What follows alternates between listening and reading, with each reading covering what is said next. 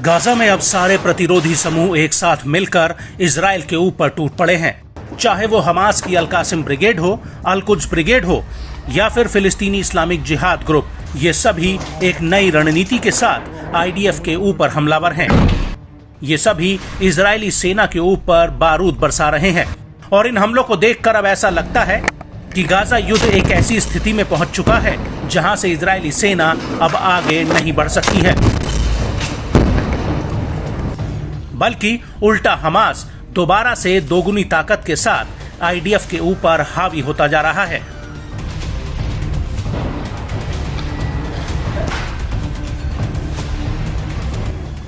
दरअसल हमास की सैन्य शाखा अल कासिम ब्रिगेड ने मार्स मिलिट्री साइट पर इकट्ठा हो रहे इजरायली सैनिकों के ऊपर शॉर्ट रेंज रजूम रॉकेट से एक बड़ा हमला किया है। और जब ये हमला हो रहा था तो उसी वक्त खान यूनिस के पूर्व में अल कासिम ब्रिगेड ने इजरायली सैनिकों के जमावड़े पर एक ड्रोन हमला कर दिया, जिसमें इजरायली सेना को भारी नुकसान होने की खबर है। वहीं दूसरी तरफ राफा में इस्लामिक जिहाद की सैन्य शाखा अल कुद्स ब्रिगेड ने दक्षिणी राफा के तल अल सुल्तान में ताबड़तोड़ तरीके से इजरायली सैनिकों के टैंकों को उड़ा दिया है। अल कुद्स ब्रिगेड का कहना है कि उसने आईडीएफ के 2 टैंकों पर आरपीजी रॉकेट बरसाए हैं।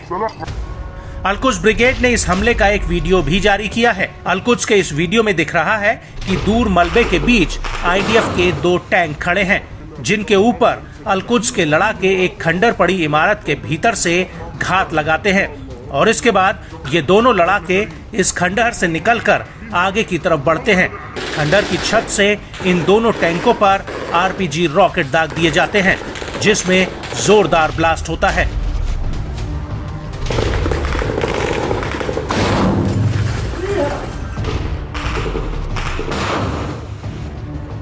और इस हमले के बाद आईडीएफ का एक बुलडोजर टैंक को खींचकर ले जाता हुआ दिख रहा है।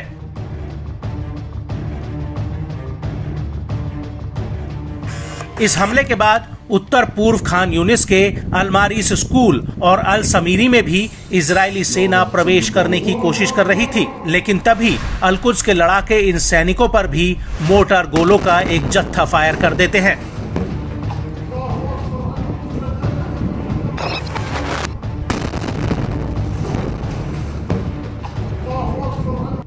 अल कुद्स का कहना है कि जब उसने आईडीएफ पर हमला किया तो उसके कुछ ही देर बाद वहां पर आईडीएफ का रेस्क्यू हेलीकॉप्टर उतरता हुआ दिखा।